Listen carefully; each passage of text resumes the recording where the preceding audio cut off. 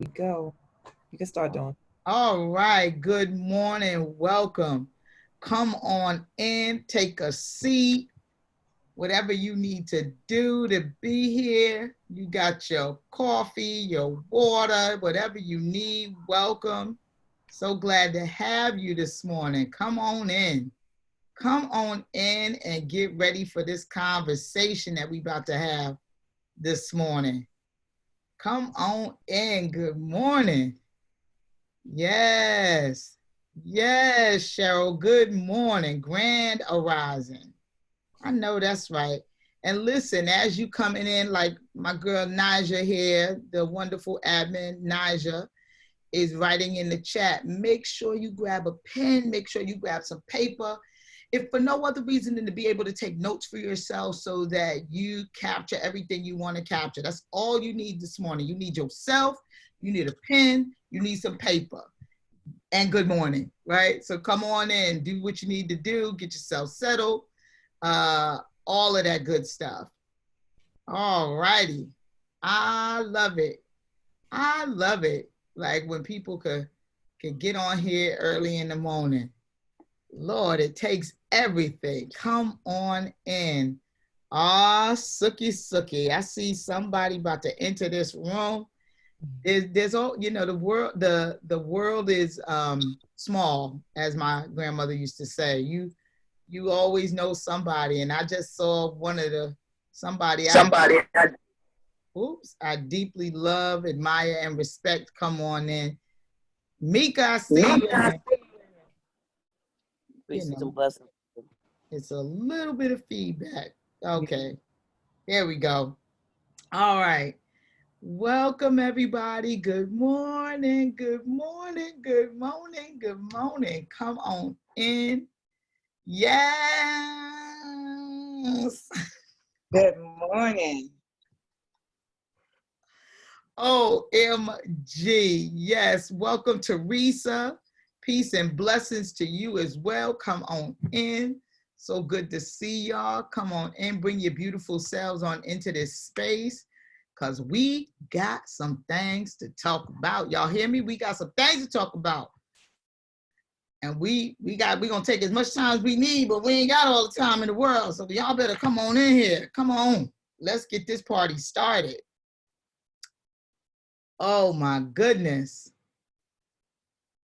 Who else we got up in here? I want to make sure I said good morning to everybody who came up in here.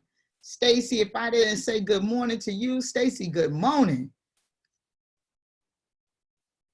All right, come on in.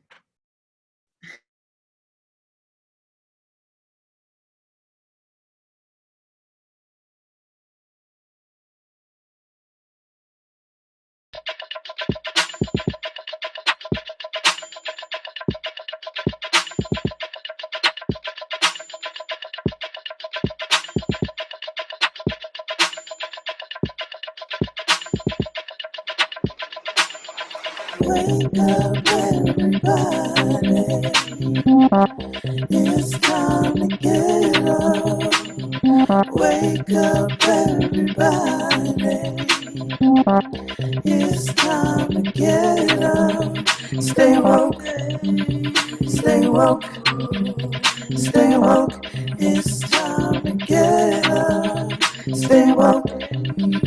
Stay woke. Stay woke.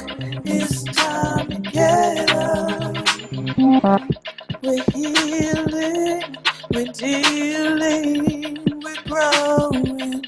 Together, releasing. We're teaching, we're moving. Together, we're learning, discerning. We're striving. Together, we're leading, connecting, transforming. Together.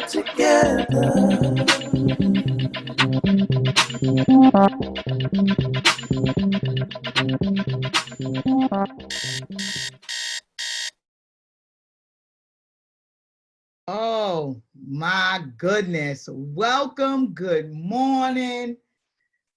Grand rising. Like all of that. OMG. I'm so happy to be with you all this morning. All of the beautiful people out there. Welcome, welcome, welcome. In case you don't know me, I'm going to introduce myself. My name is Dawn Speaks, and I'm going to be with you this morning on our topic called Taking Your capital Y, capital O, capital U, capital R time, right? And again, for those of you who don't know me, I am the North American Empowerment Officer for a skincare and cosmetics company called Limelife by Alcone. And I'm also a leadership coach, and I am an educational consultant. And, you know, I've built a whole life that has allowed me to, at the very, if I was going to bottom line it, give myself to people, provide to people whatever it is that they need. All of those roles that I hold, whether it's in my job or in my leadership or in education, has all been in service of people, all been in service of giving people whatever it is that I have to give. And it's funny that I'm even saying that. So welcome everybody. Once again, I see people still coming in, so I want to just keep greeting people as they come in. It's certainly for the first few minutes, like, keep coming on in. So glad you're here. And if you missed who I am and you want to find out later, don't hesitate. Listen to the replay. We encourage that. Go to the Wake Up Everybody community. Go listen to it, all of that good stuff. Let me say this before I even say a little bit more. Welcome to our Facebook community. For those of you who are on Facebook this morning, welcome.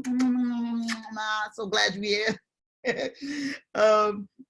Just welcome everybody. Oh my gosh. It's like, I just immediately wanted to launch in it because it just occurred to me in the moment that I started introducing myself. I was like, all right, come on. Like, I ain't got a lot of time. I got to make sure I give it all to the people. But let me pause a minute and welcome everybody from every place, wherever you zooming in from, whether it's from here where I am, I'm here in New York, or from someplace else and, you know, further away. And just welcome all of our people on Facebook, all of that good stuff.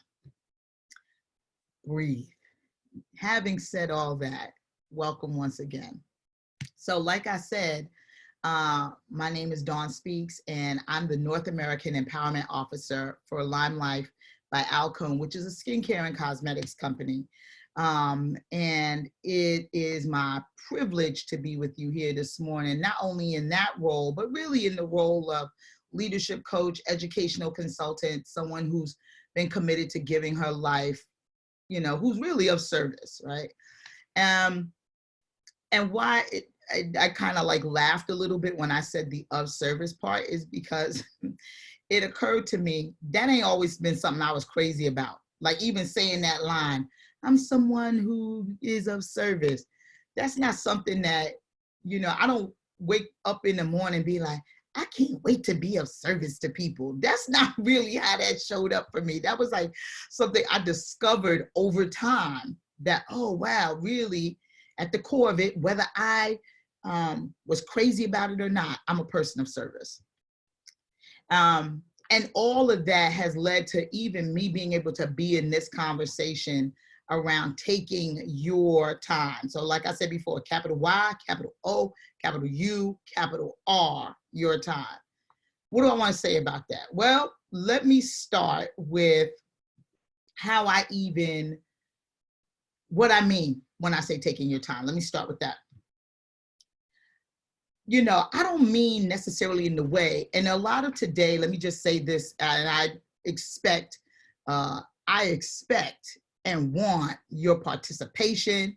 Feel free to throw things in the chat. For those of you who are on Facebook, ask questions. My admin, she gonna make sure your questions get responded to. In case I don't see it in the chat, I might ask you questions. Come off mute. Want you to share what there is to share around the topic. This is interactive. I am not particularly one who's, I mean, slides are great. I use them all the time, but I want this conversation for us to interact. So there isn't any slide for me to share as much as what there is to share is between me and you having a conversation. Feel me? So what do I mean when I say taking your time? Let me get clear about that. So, you know, I don't mean like the way my grandmother used to say, and I should really say my great grandmother. I've been very fortunate where I lived a life where I was raised by both my great grandmother and my great aunt. And I don't mean take your time like my grandmother used to be like, take your time, slow down. Although that might be part of it. What I'm really speaking to, I mean taking your time. You claiming your time, like honoring it, giving it back to yourself. Now, why is that important? So to answer that, I'd have to first speak a little bit about how this even came up. I was in a conversation with a sister who is very near and dear to my heart, and she is a leader. She's an activist. She, you know, is a parent. She, you know, she's committed to people. Like she gives of herself in a myriad of ways. She is, you know, outstanding member of her community. I mean, like, this is a person who's up to a lot of things, like a lot of you. And I was on a coaching call with her where I, you know, was coaching her. I was coaching her in what she was dealing with for herself, her dealing with the experience of aspects of her life, whether it was the experience of being filled up and overwhelmed, whether it was the experience of not having the kind of romantic or love relationship she wanted, whether it was the experience of not getting enough rest or, you know, mental rest, all those kinds of aspects around her life, right? And this is someone who's deeply spiritual and is guided by spirit and, you know, and connects with people in that way, you know, to a great degree, like empathic, right? So, but she found herself dealing with a lot of what I call the withouts. Now you might be like, Dawn, what in the hell you mean by the withouts?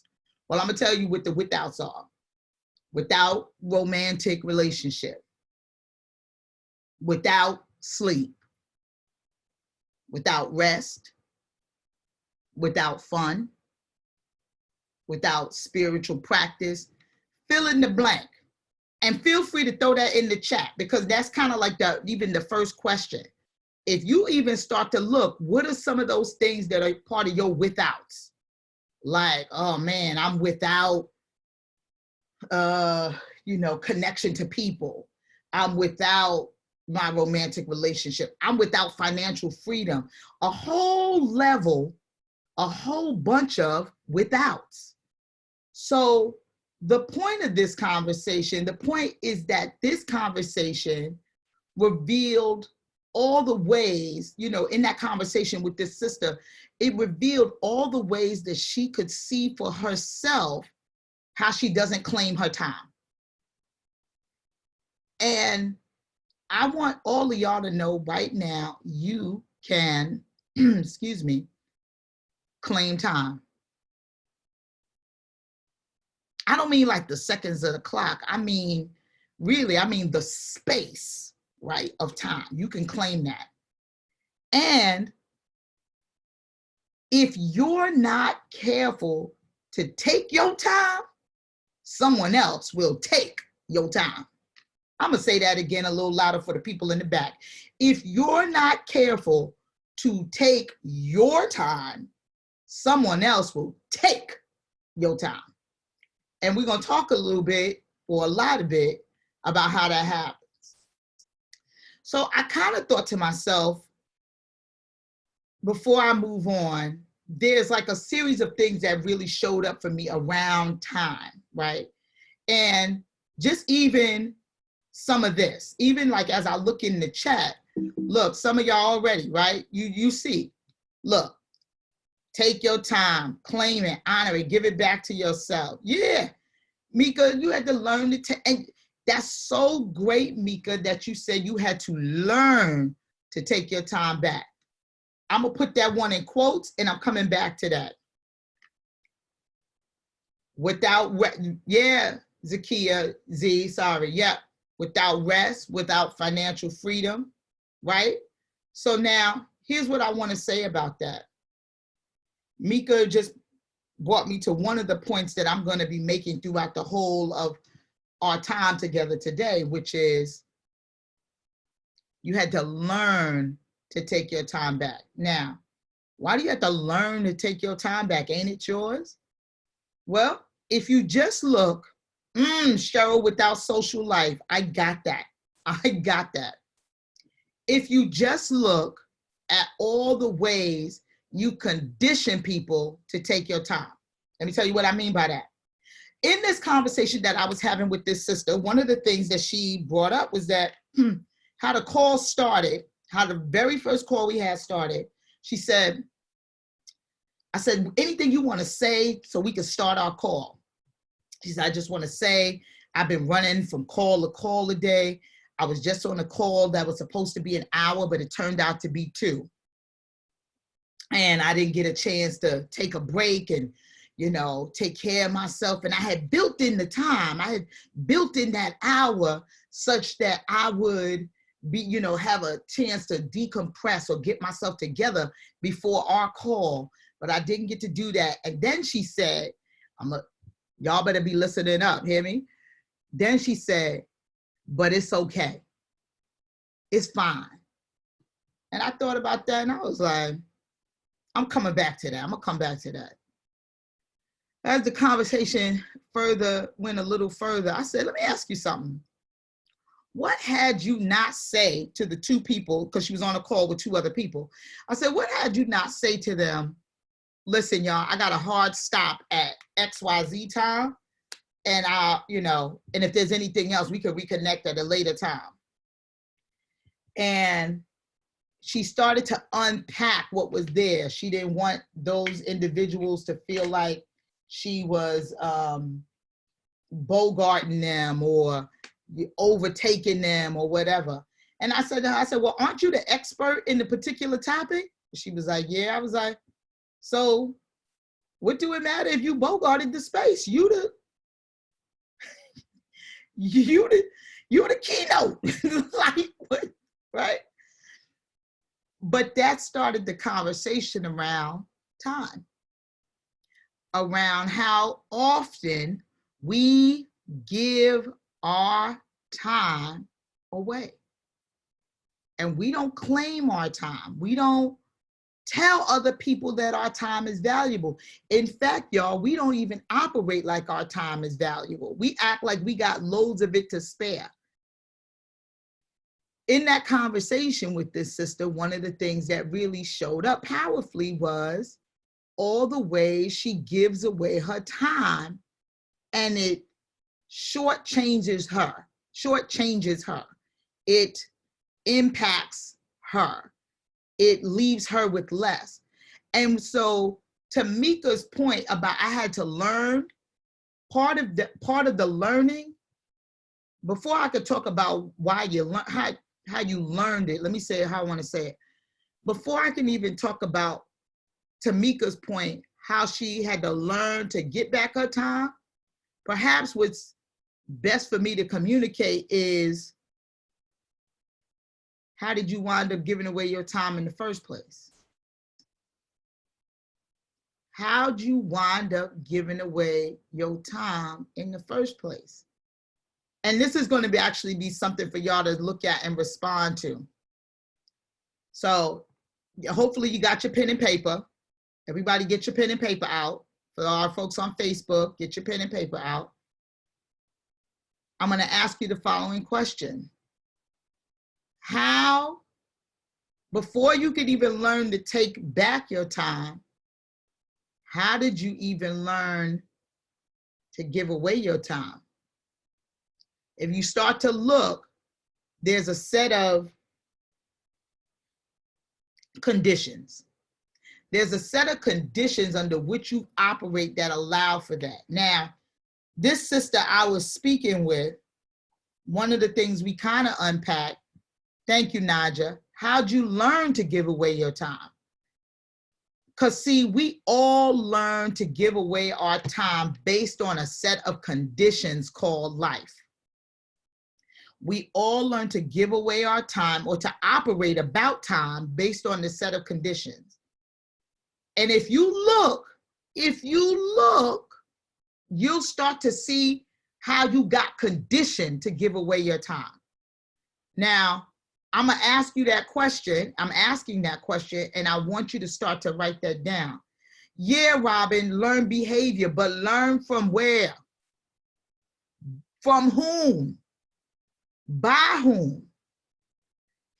I want y'all to write that. I want y'all to take that question that Nigel posted in the chat, but I want you to also start to write that down. I want to give you a second to write that. How I got that it's a learned behavior. You're 100% right. But how did you learn that? And from whom did you learn it? See, because you didn't just wake up. Nobody came out the womb being conditioned by time. Nobody, none of us came out the womb talking about, I gotta do this about time. No, you got conditioned about time. And who did you get conditioned by? And more importantly, what were the set of conditions that you were told about time? I want y'all to write some of that down, and I could see already, yeah.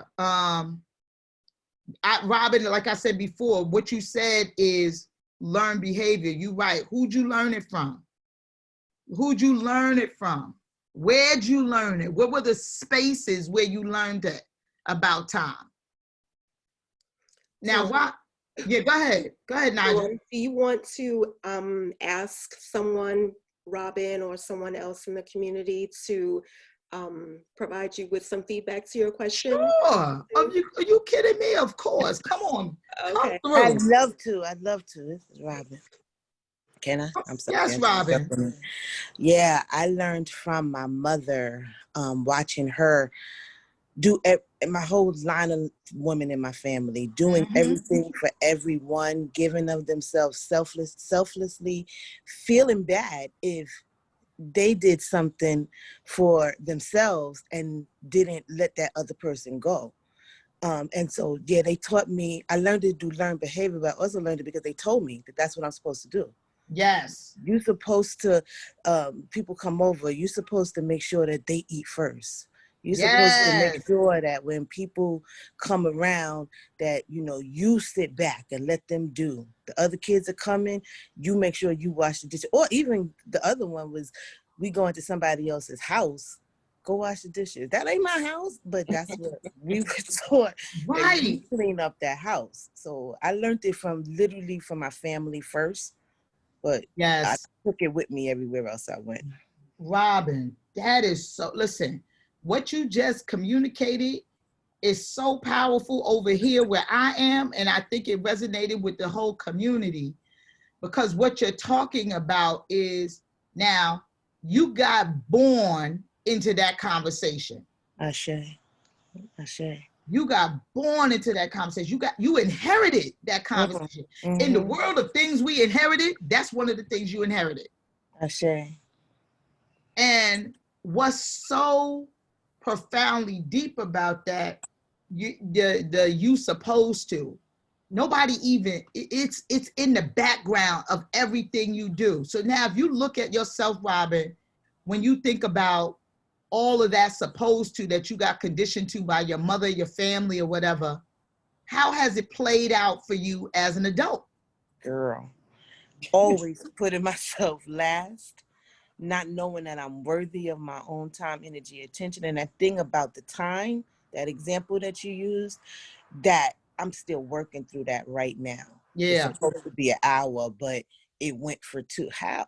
That how? Like, I ask myself how, and it's almost like an out-of-body experience, because I know what I'm doing. I am affirming that I'm worthy of my own time, energy, and attention, but it's a process to stop doing it.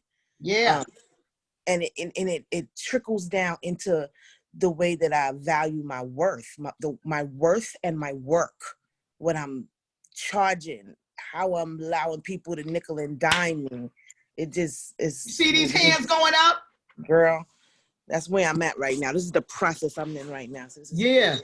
Well, Robin, you in the right place, because we're going to unpack a lot of that, right? So thank you so much Thank you. for being and just speaking, because I think you just hit the nail on the head for a lot of folks. Thank you so much. Yes. Now, like what Robin just spoke about, you're gonna have to look. Where's that coming from?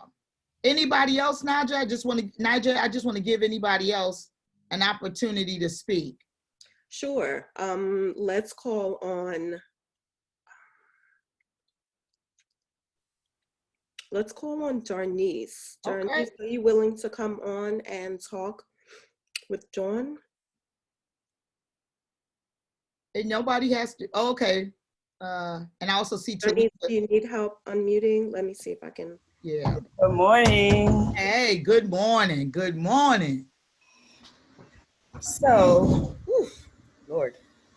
What I said was, you know, I became a mother at 19. Mm-hmm. I was raised by a mother who was sick. I didn't know she was sick or how sick she was. Mm-hmm. So there were moments where I would watch her getting up, going to work, trying to figure out how to have her own time raising two children as a single parent. Yep. So I think I learned to just keep pushing through, keep going, sacrificing myself at times, not taking those moments, even though I could vividly remember her taking those moments when she would have her bath day. You know, I would hear the water running, I would smell the cigarette smoke under the door, and it was do not bother me for an hour. So I remember that, but I seldom take those moments Yeah. to just be. Yeah. And I'm doing a better job of it lately because life is so hectic and COVID has given us the opportunity to kind of sit still. Yeah. So I think I took advantage of that and figured out who I am and what I want. And so I'm being more selfish with my time, being more selfish and nurturing to myself. And while it's been a struggle, because I am a mother, and there's opportunities where it's just, that's a whole nother conversation. But I got that. Got that. Yeah, I'm. That memory has come back to me of my mother recently. Yes. I feel like she's been telling me it's okay to be selfish. It's okay to make time for yourself because her life was so short. Yes. It was, listen, life is short. Yes. Opportunities to just enjoy you and what you want to do and be around. Yeah. So, you know, Darnice, first of all, what you said is wonderful, really wonderful. There's something that you said that just popped for me, okay? Okay.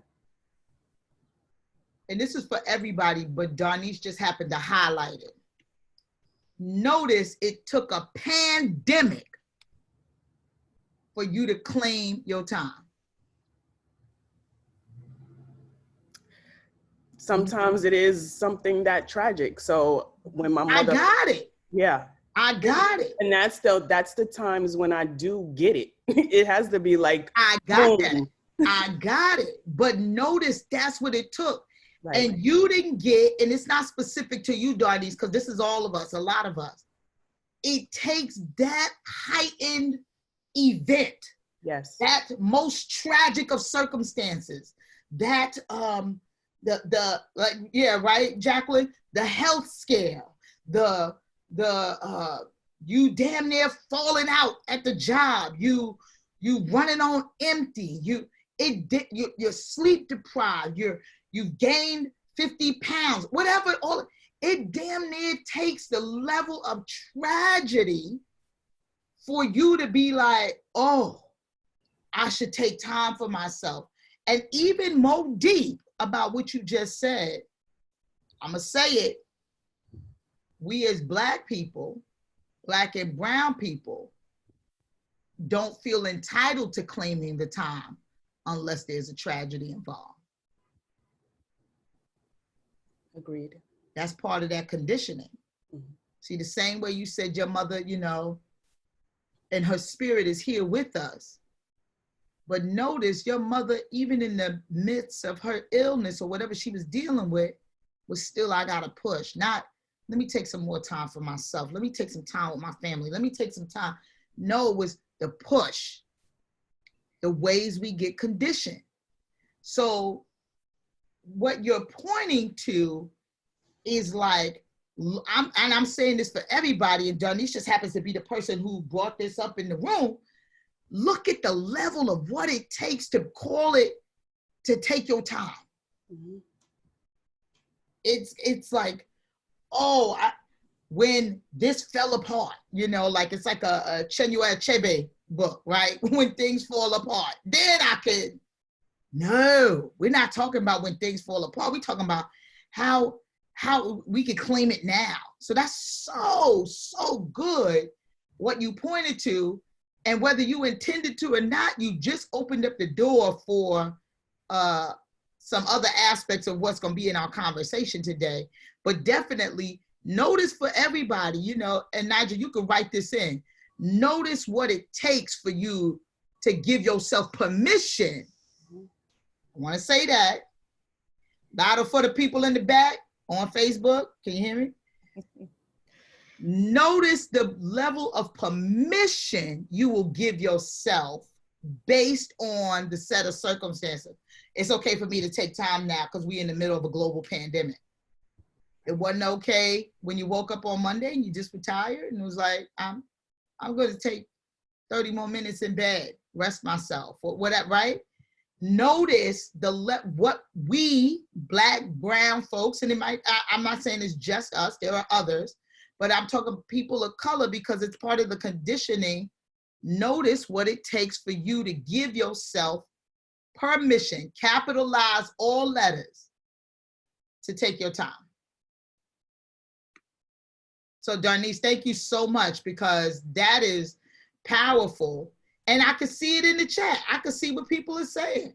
Yeah, Cheryl, it often takes an illness. It often takes you going to the doctor. They tell you got high blood pressure, hypertension, you know, all that kind of stuff. For me to be, you know, to keep it 100 and to share with y'all, part of what even had me get to the place of like reclaiming my time was, I'm 47 now, but when I was 33, I was, went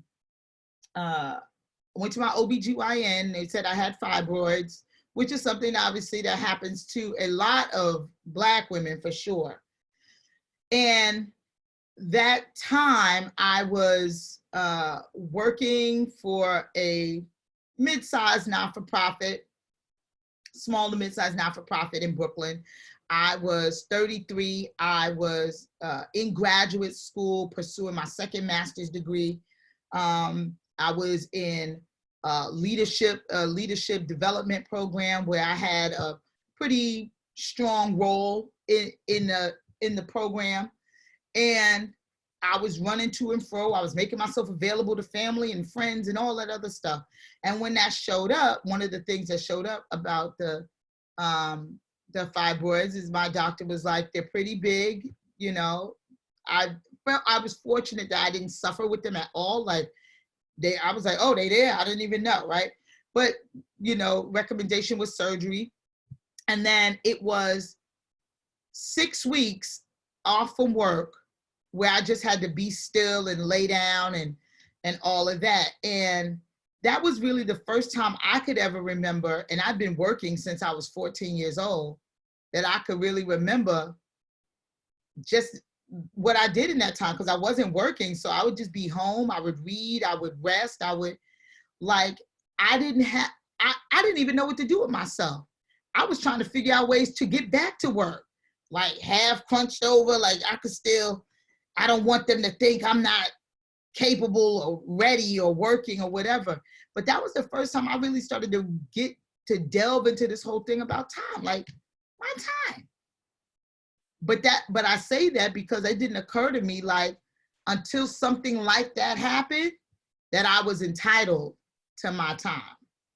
Yeah, Jacqueline, everything from the death of friends to you know, to those tragedies, y'all, just that level of tragedy that we have to have happen before we'll take our time, before we'll, you know, have that happen for ourselves. I'm just looking at some of the things in the chat because what y'all pointing to is really great. Louise, sometimes I feel guilty if I'm not busy. Yes, and that's even part of the conditioning. I want to share something with y'all. There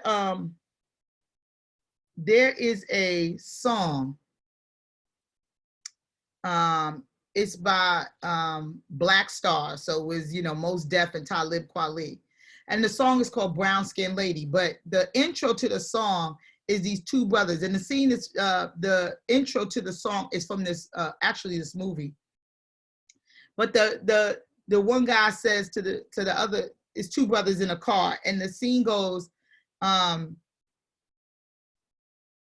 conditioning has been conditioned. Like, and the brother, you're so brainwashed. He was like, the man has programmed by conditioning. Even my conditioning has been conditioned.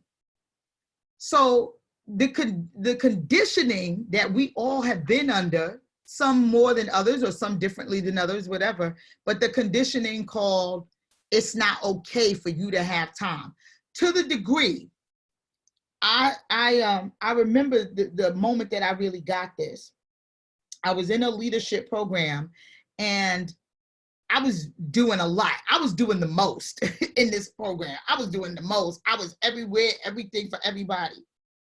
And it was well known throughout, oh, you want this? Dawn will do it. And how it occurred for me about time was if I didn't have something more important in place, it wasn't okay for me to say no to a request. Listen to what I just said. If I didn't have something more important than what you were asking, what I deemed as important, it wasn't okay for me to say no. So I found myself oftentimes saying yes to stuff I didn't really want to do. All I wanted to do, if I'm gonna keep it plain, I just wanted to sit home and scratch my behind.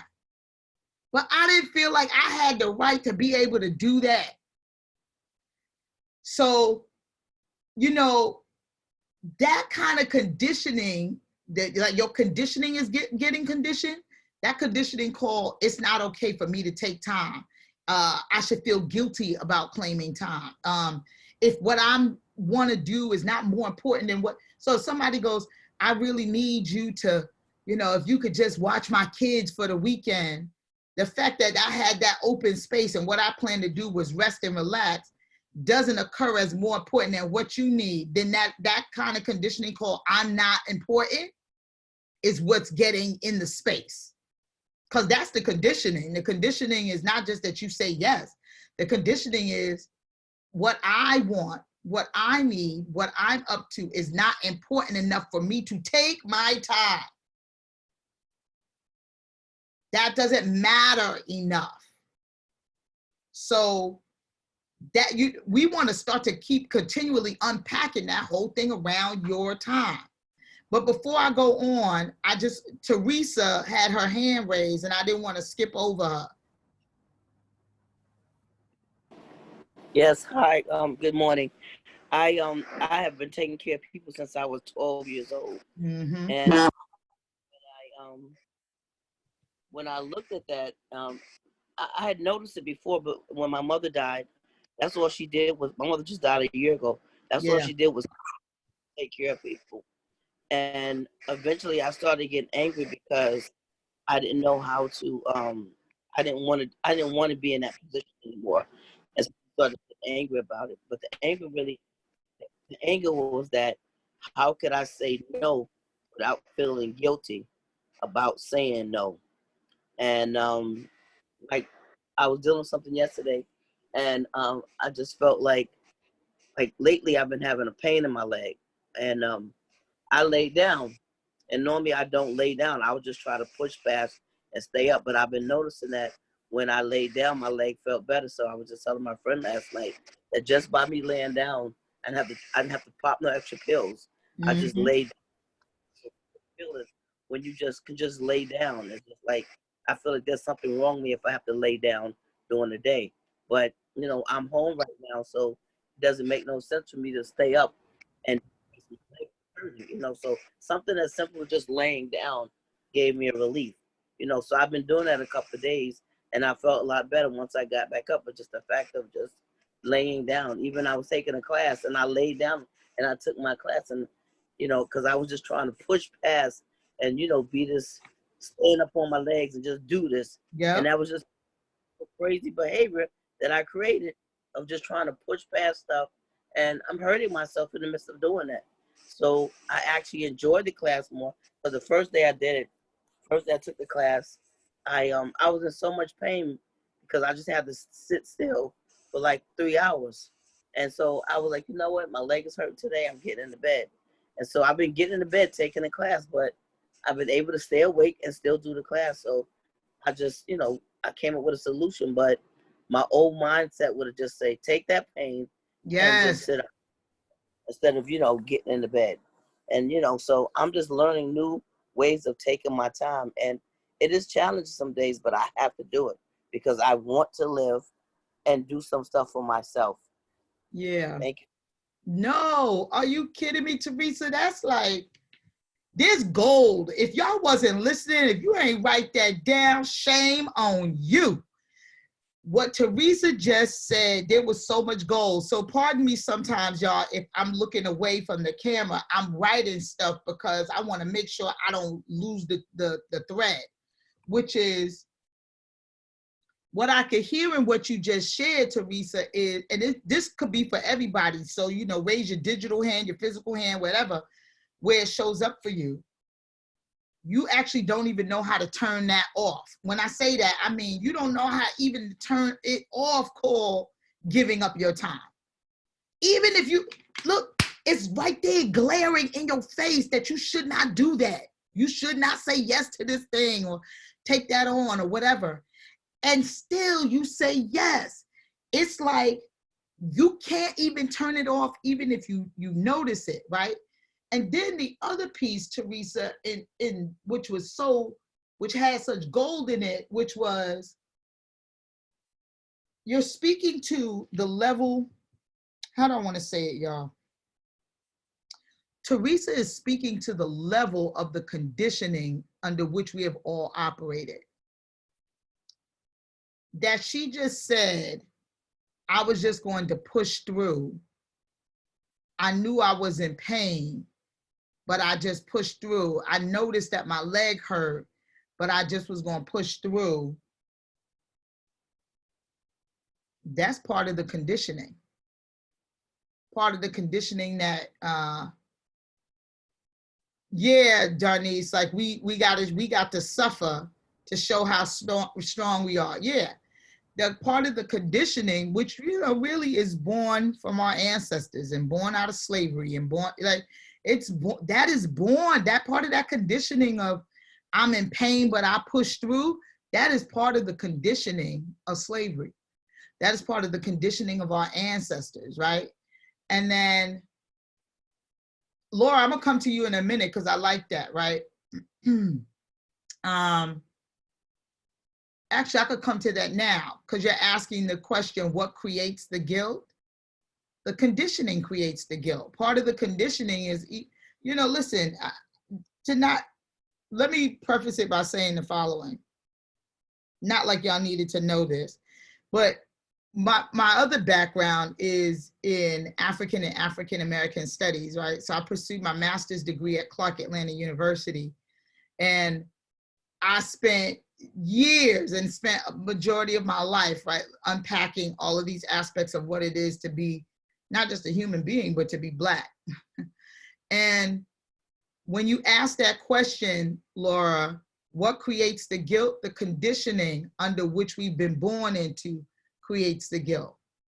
See, without even knowing it, your mother, my father, my grandmother, my great-grandmother, you know, like, that creates the guilt. Now, they didn't know that they were doing that, but that created that. Like, it's not okay for me to be unwell. You know, if I look back at my mother, and when I say my mother, I mean my aunt, right? Because that's who raised me all my life. My mother, my great aunt, and my great grandmother. But that's my mama. I can't recall a time that I didn't see my mother go to work. I mean, I watched my mother cough, have a cough, be sick, go to work. But I can't ever recall a time my mother ever stayed home from work. I can't recall it. And I remember that for those of y'all who grew up here in New York, the conditioning, if you look, that's early on. I was conditioned not to miss school for anything. I trudged in some of the most terrible New York winters going to school. And for some of y'all who here from New York or whatever, you know exactly what I'm talking about. Like trudging, like it wasn't okay to stay home. And the question that inevitably came with that would be, well, if you did, to do what? For what? Because we wasn't conditioned to believe that staying home to rest or taking time for yourself was important. What's important is getting to that job to make that person their money. What's important is getting to that job to even make your money. What's important is giving people what they need, not what you need. So I just kind of wanted to answer that a little bit to what Laura pointed to, because, you know, what creates the guilt is part of it, is the conditioning. I want to, yeah, go ahead, Shorty. So, Nija, and I know, let me let you say what you're going to say before I share. No, come on, let's go. Okay, because I didn't know if Nija wanted to give an announcement that we needed to hear. So, Nija, anything? I was actually just going to point out 2 shares in the chat, Shawnee. Okay. Okay. Yeah, hold one sec. Okay. So I shared with Dawn, and I'm outing myself, like Dawn is being so kind. Like the narrative that she gave at the top is Shawnee Renee Benton Gibson. First I was like, nah, I'm not gonna say nothing because let me just let her rock out. But I'm like, this is so necessary, and the community knows me to be a person that exposes myself. And I did a session on why we give, Dawn, and just all the different reasons why we give that come from low vibrational spaces. And, you know, you're unpacking all of this. And so being of service to the community is outing myself. And then also taking responsibility for just being in this space without having to do anything but listen. That's a gift to myself. So I wanted to share that the other reason why we're in this space, or Dawn is in this space, is because Sister Tracy Queen, who's in the space today, months ago said, can you invite somebody in to do a session on time? You know, because what she was pointing to for herself is that I'm just all over the place when it comes to time, like orchestrating how the course of her day and, you know, just how to manage things and structure things. And Dawn, I know that that is the story of many in this space. It's not just giving away time and just like saying yes, yes, yes. It's like literally, this is an hour. And I always say I stuff 10 gallons into a 5-gallon bag. Yep. And then I wonder why it's bursting at the seams. Yep. So I just wanted to give Tracy an opportunity to speak to you. It may not be in this moment, but before we get out of here, because we're here because of her ask. Oh my goodness. I kept it in the back of my mind and my spirit that Tracy asked for this and we all need it, even if we don't think we do, all right? Yes. So I just wanted to put that out there, out myself, and then share that, Tracy, I thank you for being bold enough to ask for what you need. Thank you. Yes. Thank you. Yeah, Tracy, anything, I mean, do you want to say anything now? I can. Yeah. So, hi. Hey, good morning, Tracy. Good morning. So, yeah, I'm like usually, you know, I work a lot, and just last night, I was working really, really late. This whole week's been a lot going on in the community. I work with the community. Yeah. And I left work, like I said, really late after servicing like a lot of, you know, folks in the community. So I was gonna come into work at like 2:00 today. So I was like, okay, you know, I was telling, you know, I was like, okay, I'll see you tomorrow at 2:00. And they were like, well, you know what? Make that 12. And I'm like, and I'm thinking of the 11 things, guys. I have a 12-year-old daughter. So, you know, the school situation, so I'm thinking of the 11 things that I got to do that I'm trying to squeeze in, you know, to do for myself. I'm beat. By the time I get home, I'm like beat. And I'm like 12:00. So I'm thinking of the hours that I'm about to give up. And so I gave some pushback, and I was like, and then I was like, that doesn't really work for me. And so they were like, you know, they gave me a look. So I was like, so I just left. And then when I got home, and even when I got up this morning, I was like, you know what? Let me just go ahead and go in forget all of this stuff, my personal orders that I have to send out, all the admin stuff that I have to do, personal things I have to do for myself. Let me just go in at noon and just, you know, I started feeling guilty. And then I got the text this morning, you know, the text from Shawnee about the class. And, you know, as much as I have to do, because my mind is racing, I was like, you know what? Let me just get up and honor myself and turn on the Zoom and just listen. And the only reason I had turned on my phone is to see if I had any, you know, anything from work coming in, you know, and felt guilty, you know, and this I know I'm rambling because no, I'm like, you're not. You're not. So, I promise you're not. Yeah. So thank you for this class. Thank you, Shawnee. Thank you, community. You know, we have to support each other because I'm feeling burnt out. I'm feeling mentally tired. So yeah, and feeling guilty the whole time because I'm like, okay, I'm gonna go in for 12. Just forget everything I have to do this morning. So yeah, thank you. No, thank you. And I'm gonna tell you why I'm saying thank you. Not just because you spoke, not just because you had that conversation with Shawnee or you messaged her and said, can we talk about time? I'm gonna thank you for what just came up. Remember I was talking to y'all earlier about conditioning? How we got conditioned? Well, let's take it one step further. That conditioning that we got from other people, we now condition people how to operate with us. You have conditioned the people at your job to even have it come out their mouth to be like, nah, 12. As if them 2 hours of yours don't matter. As if they have a right to 2 hours earlier than the time that was originally scheduled. Or to Shawnee's point, she outed herself, letting that person take that extra hour in a conversation when you only said, I can give you 1. We have conditioned people to take our time. And that's deep because if people know that they could take your time, they will take it.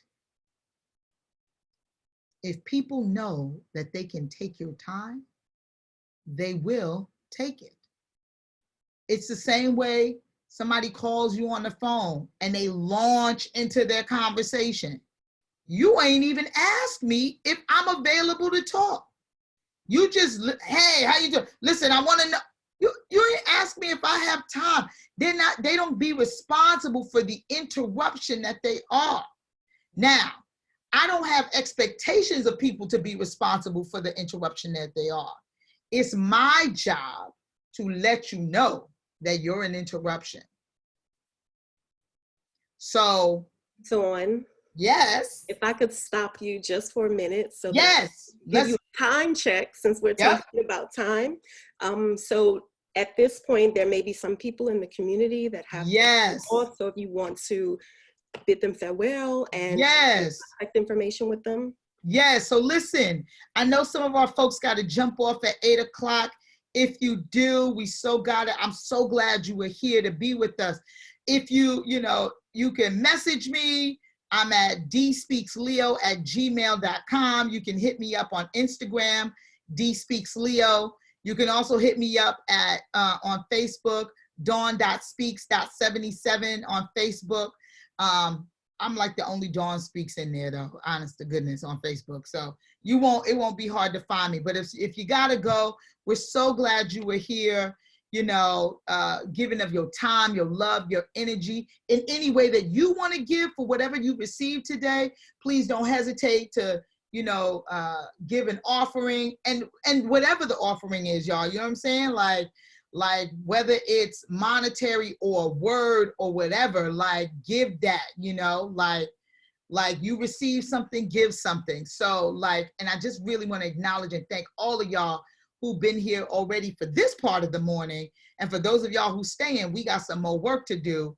And for those of you who gotta go, be sure to listen to the replay. Make sure you capture that, because I'm about to give over the next 30 minutes some more information that I promise and I'm committed to makes the difference for you around this conversation of taking your time. So that's all I wanted to say, Naja. Perfect. Can I share with you 2 shares from the You sure can. And then we have a couple of people that have raised their hands, so you can let us know what direction. I love it. Bring it. Bring it. Jennifer has shared that, and she placed this in the chat very early on, that others' needs are greater than hers. Yes. Her comment about time. Yep. And Nefertiti shared that she recognizes in her mother that there is a need to take time, and it's causing her some stress. Say that last one again, Naja. Nefertiti, she said that she recognizes that her mother needs to take time for herself, and it causes her emotional stress. Okay, got it. I just wanted, okay. Yeah. Well, we listen, as you start to see it in yourself, you can see it when it shows up around you. You know, the first part from Jennifer, 100, right? I completely, the guilty about taking time. And Jennifer, what you're pointing to is like what I said before, that's the conditioning. That's how we've been conditioned not to believe that our time is valuable or believe that we're entitled to time or whatever. You know, I just could recall really like, you know, watching I'm gonna be responsible for saying this, but watching my white counterparts be like, yeah, I'm not coming into work tomorrow. I don't feel good. I'm not, like, I'd be like, you don't feel good? What that got to do with, what the hell I got to do with anything? You can't work because you don't feel good? I didn't even know that one could do that. Yeah, I'm taking a mental health day. What? I didn't even ever hear that word till I was in a job in my 30s. I was like, what's a mental health? Like, I literally remember turning to somebody and be like, what's a mental health day? What that mean? I didn't have it like that. I'm a smart woman. I was like, what's a mental health day? Where they do that at?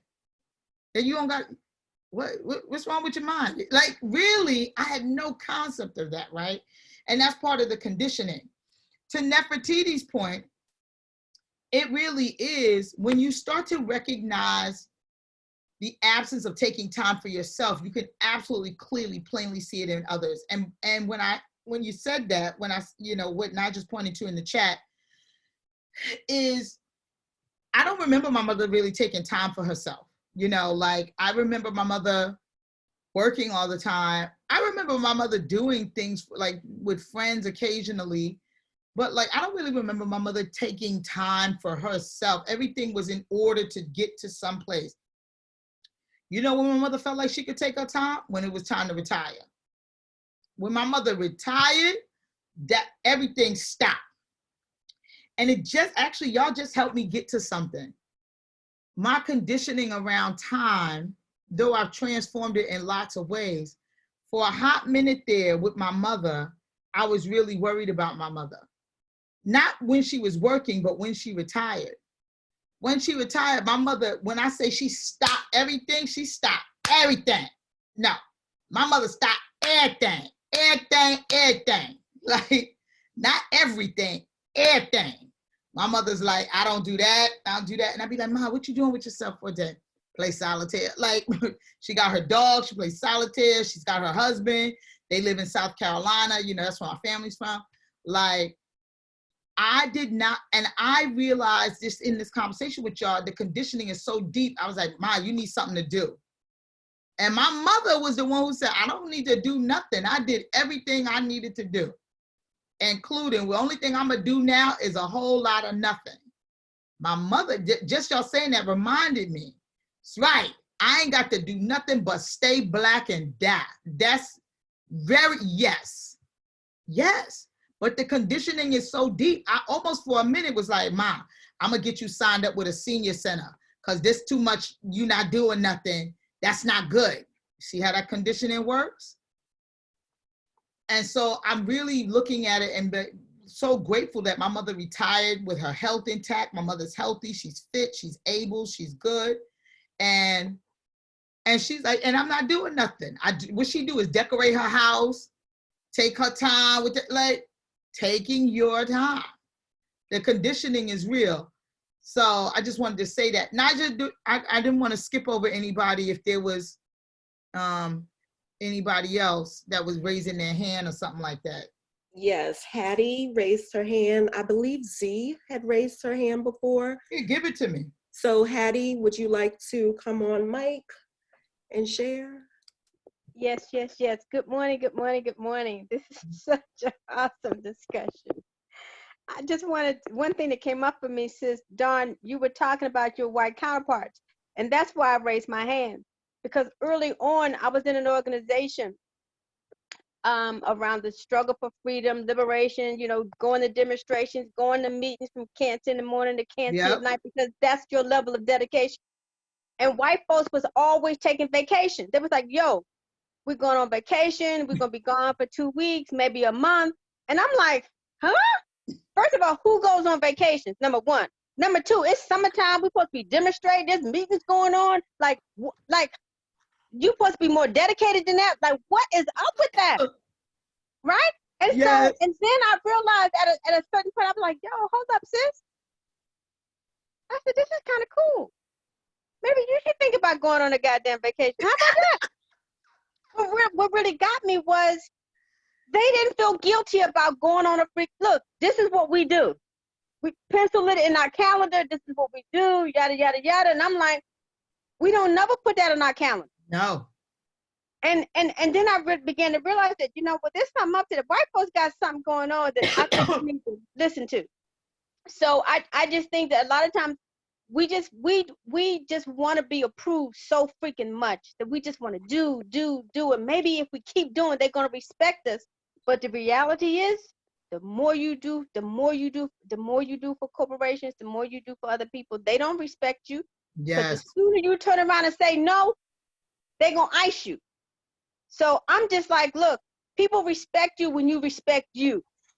So that's where I'm at right now, doing what I need to do for me. Hattie, I love you. Hattie, I just love you. I love you. You just brought the whole thing to life. It's such a great way. I just love you. I just adore you. Because it's true. It really is true. Vacation, I mean, I took vacation because they said it was my time and I earned it and I was going to get paid for it anyway, but I didn't even know what that meant. Go where? Do what? With what money? Go where? Do what? And with what money? What? Vacation. Now, at this point in life, I very much know what a vacation is. I was like, right, staycation, Jacqueline, right. I'm going to stay right here. That's what I'm gonna stay right here, right?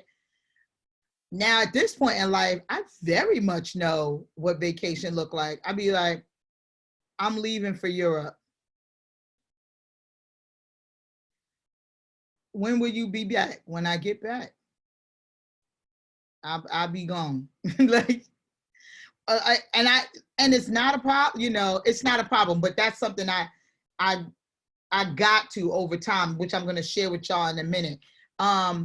So Hattie, thank you so much. That was awesome. Just awesome. Who else, Nigel? I don't want to skip over the other person who had their hand raised. Sure. Thank you, Hattie. If you cannot see, folks are clapping.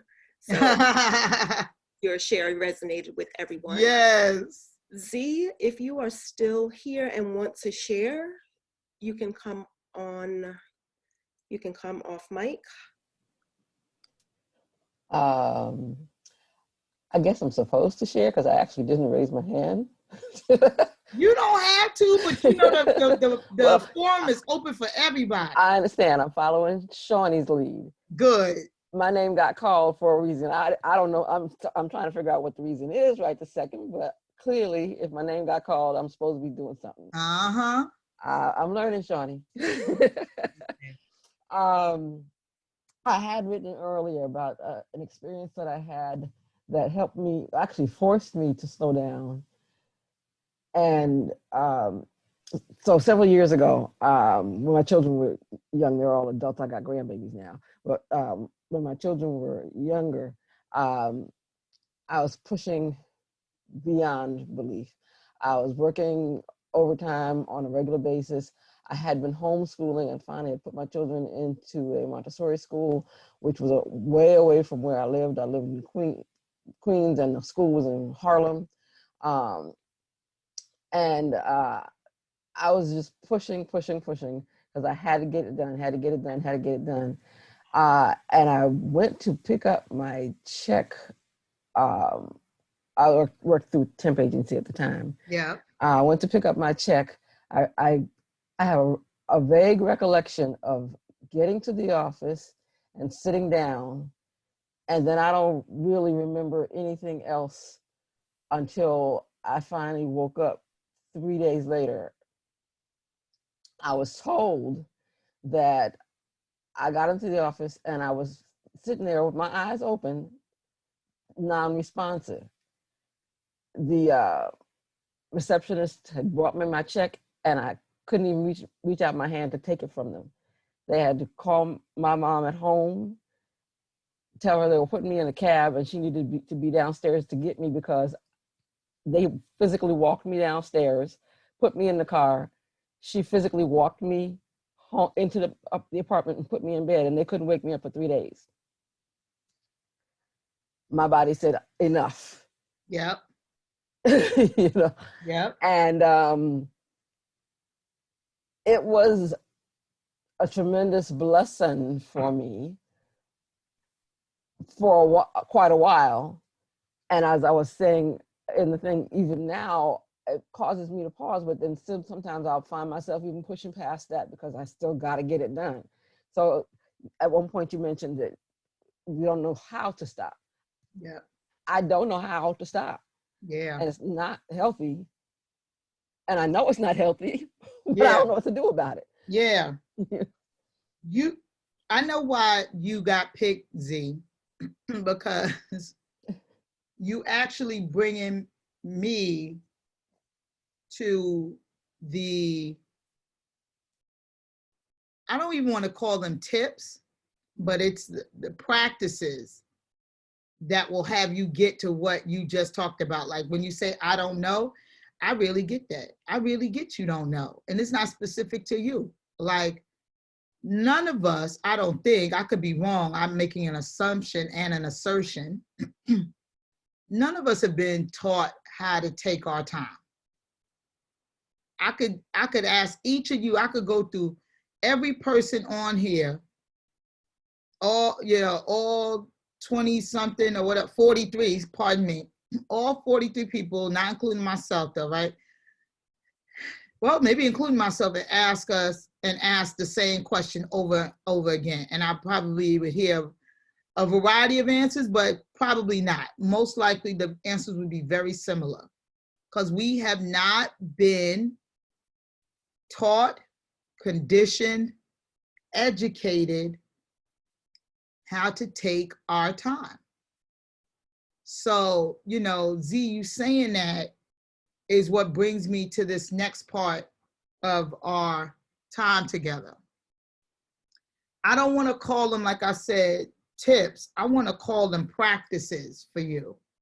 And just to be responsible, I'm going to Shawnee, I'm going to make this available later on that you could share with everybody, okay? These practices that people could take on, right? I'll send it to you and, you know, to the admins, and then y'all could share it with the community, okay? Okay. The first one is, yeah, Teresa, you certainly are worth your time, worth it to take your time. The first practice is take a time out.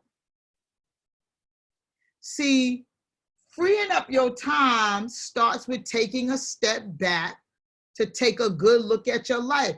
You need to, I don't care how you do it, when you do it, but you must take time out.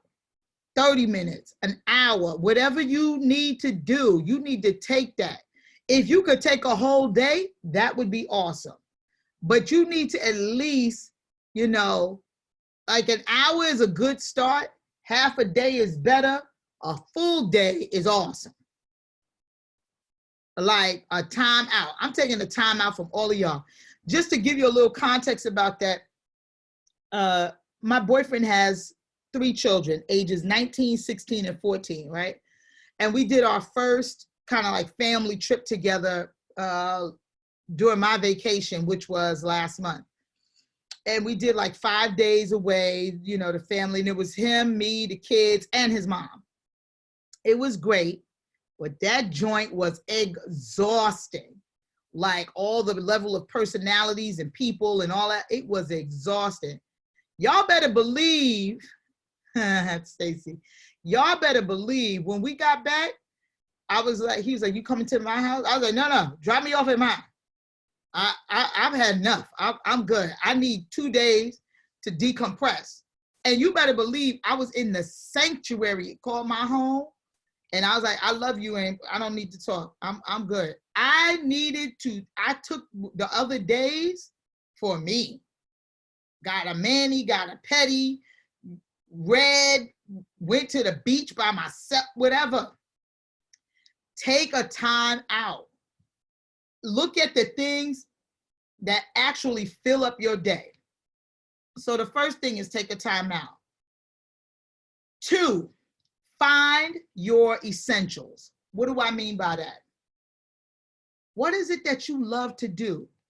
If you made a short list of the 4 or 5 things that you love to do, these are the things you want to make room for. And when I say essentials, like for some of y'all, working out is an essential. Meditating is an essential. These are the things you need in order to function. Like, I need to read every day. And I don't mean like articles about, you know, politics and anything like that. I mean, like, I straight up read like Black romance now. I'll be like, oh, break time, book time, like, and my cup of tea or whatever beverage, something to eat, and I just read and decompress and escape to another place. But that's an essential for me. I'll be like, I need a break time right now. I need to read. Whatever, take a bath, whatever it is. Somebody mentioned that, right, about their mom, I think Darnice, right? Like, right, or whoever, like about your mom taking that time, like the cigarette smoke coming out from under the, right? But she was taking her time. Like, I'm got to get in this bathtub, smoke my cigarette, don't nobody talk to me for the next hour. Don't even knock on this door. You better be dying if you're knocking on this door, you know, right? But that's your essential. Find your essentials. The third practice is find your time wasters. And for many of us, there are a lot. Like, what do you spend a lot of time on that isn't on your essential list? It could be entertaining bad conversations with people. You got that one person who every time they call you with bad news, or they call you in a state of desperation. And it's, no, I'm not talking to that. Yeah, Facebook, reading memes, all of that stuff, you waste time. Facebook is definitely, I don't really do Facebook very much. Like, I do it for the purposes of my job because my job has a very heavy social media component. And for me personally, Facebook, I read it very little. I may like acknowledge people in my life, like congratulations, happy for you. If there's some, you know, other news, my thoughts, prayers with you, whatever. But I do not spend like hardly no time on Facebook. In fact, my Instagram is linked to my Facebook. So when I want to post things about me, I just like, I go on Instagram, I say what I want to say, and then I let that handle Facebook. But find your time wasters. This is big, you know. Take a close look at those things and really think about whether they're necessary. Sometimes the things you think you assume that are necessary, they ain't necessary. You don't need them. Figure out what those things you simply do to waste time. You're going to want to minimize those time wasters. They are zapping you. They take away from what you could actually be having and doing in your life. The next one, y'all, this is a big one for me. This is big. Like, I've committed my life to this, which is schedule the time. If I were going to show y'all, if I was sharing my screen and I showed you my calendar, I don't have one drop of space empty. I don't mean it's because I'm working all the time, though I work quite a bit. I mean, like, I schedule lunch, especially now that I'm at home too. I be like, it's get real easy for me to sit at my desk and type and go get caught up and do all that. I'll be like, lunch. And it's in our, you know, my staff calendar and all of that. So everybody on staff know Dawn is not available. You could, do not disturb goes on. I don't talk. I schedule everything. I schedule lunch. I schedule going to get a mani-pedi. I schedule going to get a massage. I schedule my dates with my boyfriend. I schedule every piece of thing that I'm doing, I schedule. And you should do that. And why I'm saying that is because there's a saying that goes, nature abhors a vacuum. Nature will not stand an empty space. And in the absence of putting something powerful in there, what you'll get left is unpleasantness. It'll get filled up with people you didn't want to talk to, situations you didn't mean to get caught up in, reading Facebook for hours. So schedule the time. 5, consolidate. There are many things we do scattered throughout your day or your week that if you really just took the time and scheduled it right, you could actually get all those things done in one section. Notice how often it's like you did this thing here and then this thing here, and you thought to yourself later, damn, I could have did those both on the same day and knocked that out. You gotta consolidate it, but that also demands really what number 4 was, which is the scheduling the time. You gotta be looking at that. So consolidate. Them errands you gotta run, things you gotta do. I very much put things in blocks. Like even today, right? I'm leaving to go away for the weekend. My boyfriend was like, okay, I'm gonna get the card and something, I'm coming to get you, then we'll come back. I said, why are we coming back to my house? I'll be packed and ready to go. When we leave here, that's it. None of this, all this back and forth and all of that. Consolidate.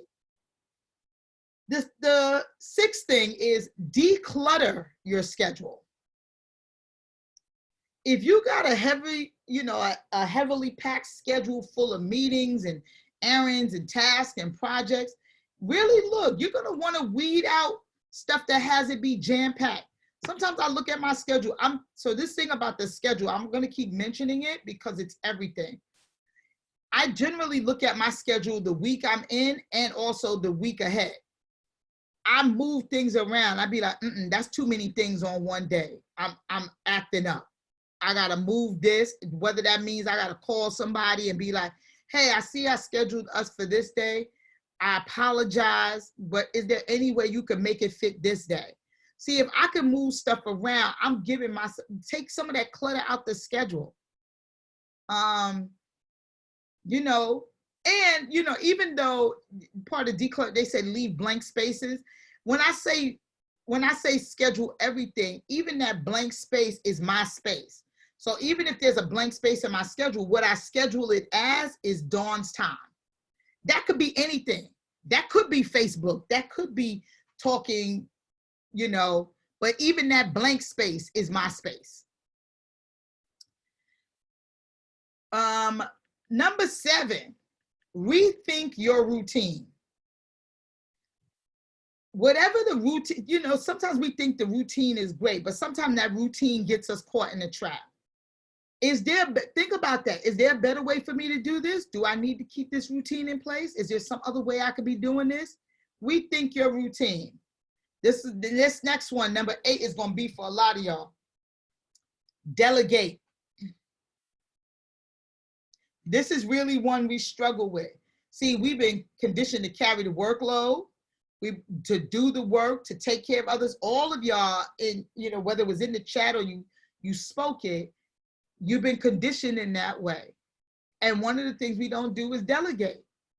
Whether it's to our colleagues, to our staff, to our children, to our significant others, I'm gonna need you to do that for me. I need you to handle that for me.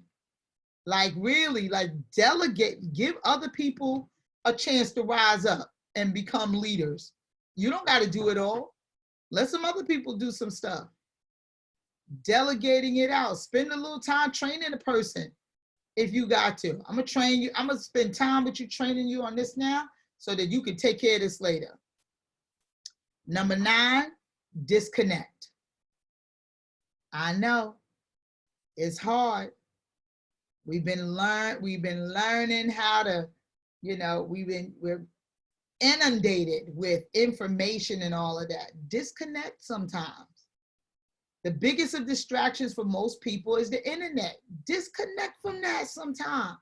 You don't need to see every event, protest, or whatever that showed up. Disconnect from that. It's still gonna be there. And then lastly, y'all, as we start to wind down, and I shared this with Shawnee, learn the power of no. Now, I'm gonna say this, I'm not gonna blow through it, but I wanna point to it. I don't mean no like the word no, though that's one point. I mean, the way I started this conversation was about understanding conditioning, right? And all inside of taking your time. Part of taking your time is also the level to which we know things. Knowing, noticing, know thing, and know. So I prided myself on being somebody who was committed to, like, you know, doing well in school. I wasn't a 4.0 student, but I was certainly shooting for that all the time, right? And part of being that 4.0 was all the ways I extended myself inside of this conversation, giving my time away, doing everything for everybody else, putting myself last, you know, feeling guilty if I didn't make myself available, all of that. One of the things I strongly discovered, and I think it really happened for me mostly in my 40s. So thank God for the 40s, and I'm so looking forward to, I'm on closer to the end, going on 50 now. I'll be like I feel like my favorite thing right now in life, it'd be like, I don't give a damn. Like, I don't give a damn.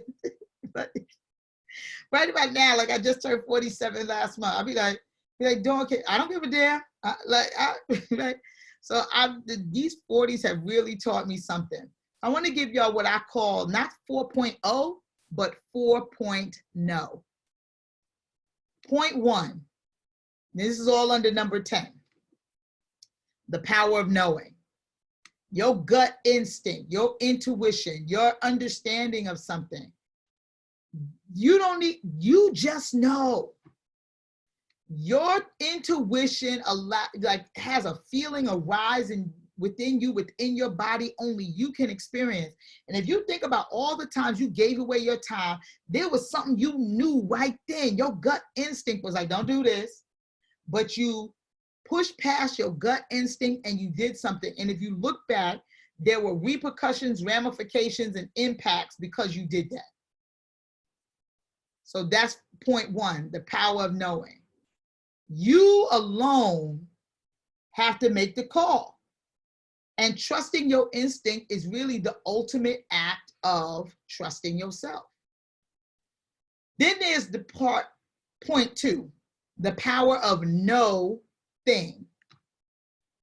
At some point in life, we all said something like, I'm tall, I'm short, I'm an introvert, I'm an extrovert, I do well with people, right? We operated like we were a thing, like you were a thing, like you are an object in a sea of objects. You're not a thing. You're a human being. And when you operate like you a thing, other people operate like you a thing. Like they could just take you and move you, like take this and move you here. That's how somebody could say to you, come in at 12 instead of 2. Like you was a thing, like you didn't have a set of properties and attributes that was a person. But part of that is you getting for yourself, I'm not a thing. I'm me. And you're gonna have to interact with there is a me over here. Like the minute you get you're not a thing that can be moved around from place to place, that's another way you could claim your time, take your time. Oh, I'm not a thing that you could say 12-2 or 2-2 or take my extra hour of my time. I'm not a thing, I'm a human being. Point 3, the power of noticing. Notice your feelings. Notice how situations occur to you. Notice where you find yourself angry, upset, anxious. Notice that. I'm not saying engage with every feeling that you have. I'm saying notice it. Damn, I feel upset right now. Let me unpack that for a minute. Why am I upset? Well, I'm upset because this one told me come in at 12 and didn't ask me. See, the minute that I keep going back to that because I know how many times that's happened to me. That's why really why I'm pointing to it. But like, notice that. And even in the moment that you notice it, sometimes you could do something about it. You could be like, listen, I know you might have an intention for me to come in at this time, but you ain't asked me. So you asking me to come in at 12 or you telling me? Because if you asking me, then we could talk about that and I could tell you no. Or I could tell you, I could counter with something. Maybe it's not 12, maybe 1, right? But that's part of noticing your feeling. I like the way that felt. I like the experience I had for myself. The power of noticing. And then there's lastly, point 4, which is the power of no. How many times you ever heard yourself say yes to the wrong thing? Somebody asks you to do something. Yes, it's almost immediate. One of the things Shawnee and I talked about on our call. You said yes, you ain't even hear the full question yet. They're gonna be asking you to rob the damn bank. You don't even know what hey, Sister Shawnee, can you, and even in the way, hey, Sister Shawnee, I just want to know if you could do blah, blah. Yes, you ain't look at the schedule. They asking you to watch their kids for 3 weeks. The power of no is potent. You got the right to say no. So you got the power to say no to anything that hurts you, that impacts you, that makes you uncomfortable. No is a very clear moment of choice. It announces, however indirectly, something affirmative about you. I will not be on your committee, help your kids with their project, or count me out because I'm not comfortable with that. I'm not in agreement with that. Or no, thank you, because you feel like you might hurt somebody's feelings. So they ask you to, oh, no, thank you, right? The no is an affirmation of self and implicitly acknowledges your personal responsibility. The minute I say no, I am claiming my power. No. And I want y'all to be clear about the no. No is a clear line. No is a complete sentence. Will you do this for me? No. Can you do this? No. You know that's a complete sentence? No, period. Complete sentence. Notice all the times you wanted to say no that you didn't have it. Or even when you said no, then you quantify it with some extra answers. No. All right? So no lets people know the buck stops with you. Woo! I didn't really think I was going to be able to talk this long. Well, that's a lie. My last name is Speaks. Let me not lie to y'all. I knew I was going to talk this long. Well, Thorn, thank you so much. There is a lot of agreements in the chat, a lot of confirmation and thank yous for your share. I wanted to let you know that it is 8:30. Yes. If you need more time, do you need more time? No, because I don't need more time. Okay. That was literally the last sentence. Boom. Okay. Right? Like, no, I don't need more time. That was excellent. Shawnee, did you want to say? Go ahead, Shawnee. Listen, there's not much more to say, girl, but just gratitude. And what we do at this point is we put up the slides so that we can have this be complete, you know, and just wake up everybody style. I absolutely adore you. When I was talking to Mika about needing a coach that could coach me and deal with my bullshit, and I was telling Robin, who you spoke to earlier, it's like, you need a special kind of spirit, and that chin check is necessary. And I'm like, you are the absolute one that can do it for me. So we're friends, but I'm like, that is out the window. I know you love me. That's out the window when you're coaching me. I'm like, I'm listening to Dawn. So thank you for speaking life into my life and into the lives of the people that I love in the Wake Up community and beyond. I see a white screen. So what we looking at, Naja? All righty, special offer. So Dawn, can you share what this is? Yes, so I got a special offer. I'm gonna provide a free 1-hour coaching session to 2 individuals, right?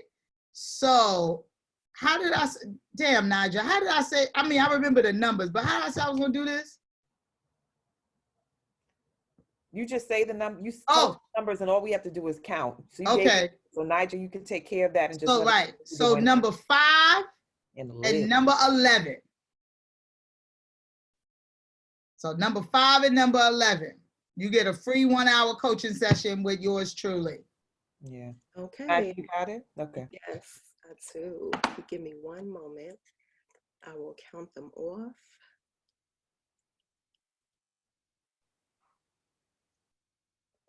So number 5 is Charmaine. Charmaine, if you accept, would you unmute? I accept. Hope you're ready, Charmaine. I felt it in my spirit. Great, thank you, Charmaine. And then number 11, we have Hazel. Hazel, do you accept? Would you unmute yourself?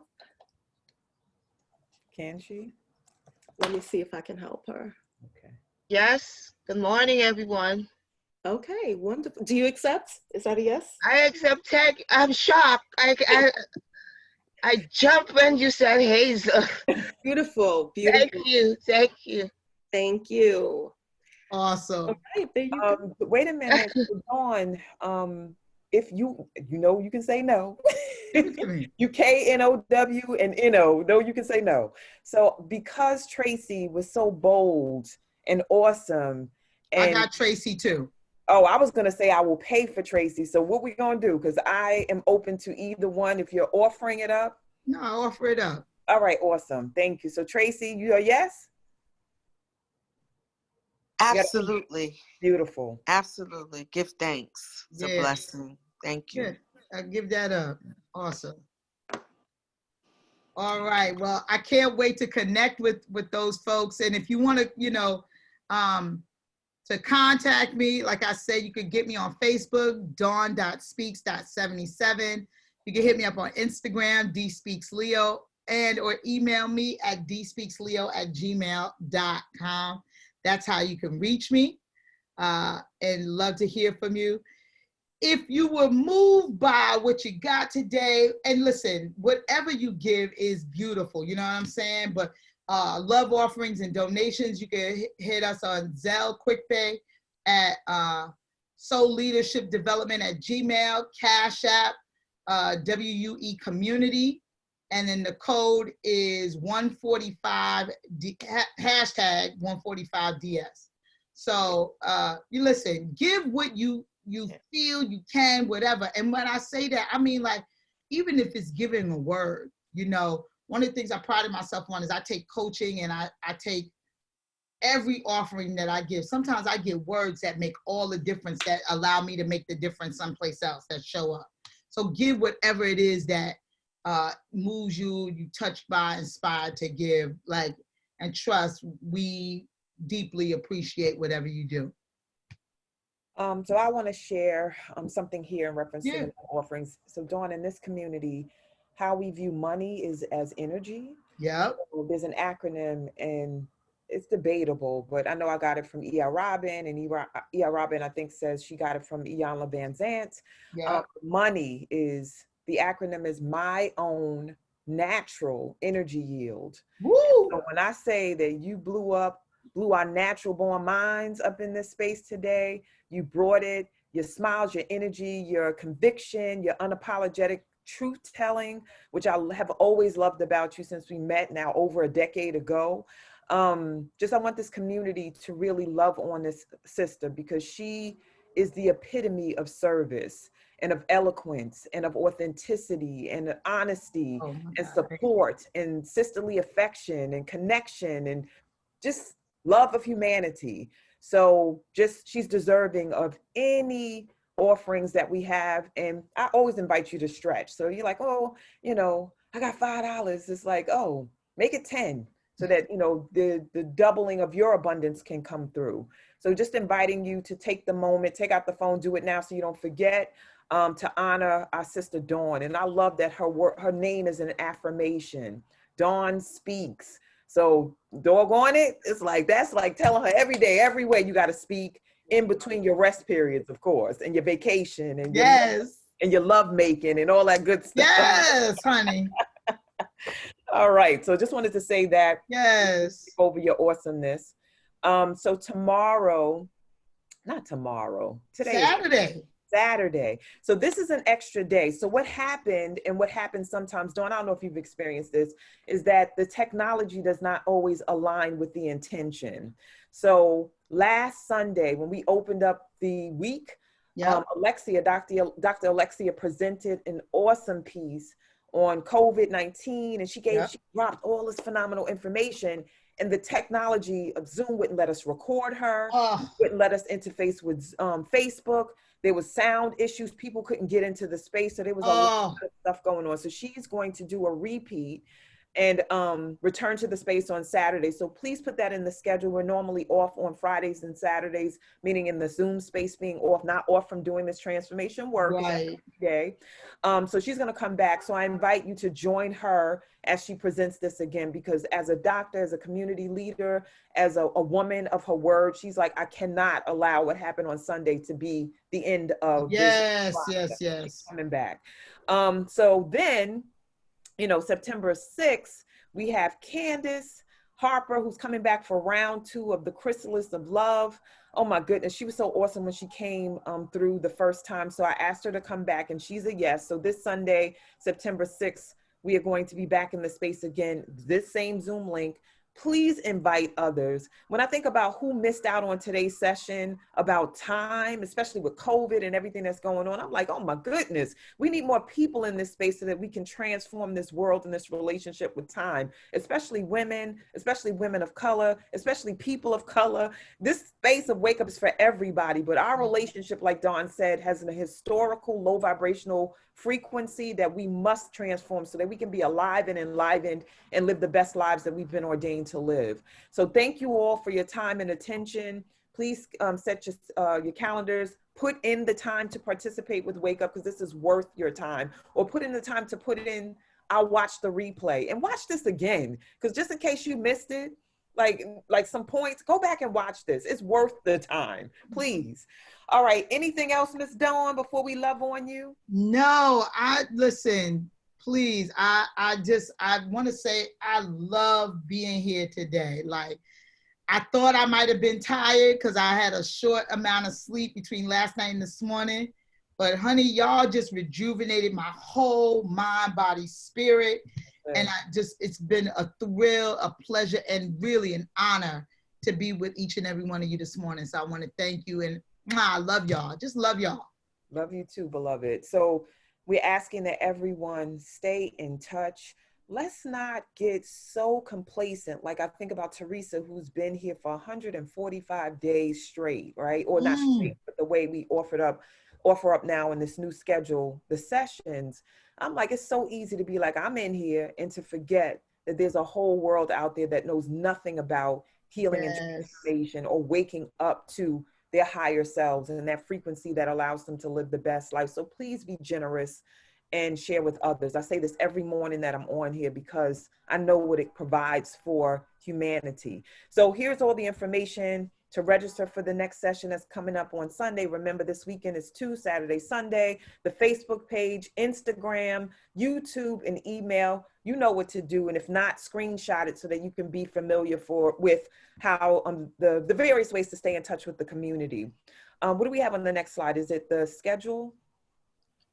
Yes. So screenshot this. This is the schedule. We're here in the 90-minute framework. Like today is Thursday. So Sunday, Tuesday, Thursday, we do a 90-minute session. Mondays and Wednesdays, we do a short session, 30 minutes, but it's powerfully packed with punch so that you can transform. So either way, you're going to get blessed. And then we're off Friday and Saturday so that we can take a rest, add the tools and distinctions that we've learned in the session, and then start again on the next Sunday. Yeah. So please do show up and show out and be blessed. So let's take the slides down so that we can bless our beloved sister Dawn in only the way that the Wake Up community can do it. So let's go to gallery view so she can see everybody. I'm looking at all of y'all. How you doing? Thank you. Thank you so much. Thank you. Thank you, Dawn.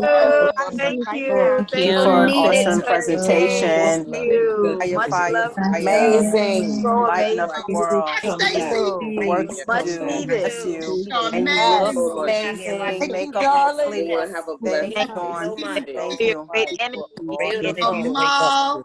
Thank you so Thank much. you. Beautiful. Yeah, Thank you, baby. Yes. Beautiful. Yes. All right. Cheryl, thank you. Thank you. Thank you. All right. Thank you, baby. I love your energy. Thank you. Thank you. Thank you. Thank you. Thank you. Thank you. Thank you. Thank you so much. I'm just Thank you so much. It was so necessary. Yes, so necessary. thank y'all so much. Thank you. Y'all is a beautiful group. This has been the most amazing morning. God bless every one of y'all. Really, thank you. We love and appreciate you dearly. Yes. Yes, infectious energy. Thank you. Thank you. High vibrations. Thank you so much. We'll talk. Thank y'all. Dynamo. Necessary. Thank you. Helped me this morning so much.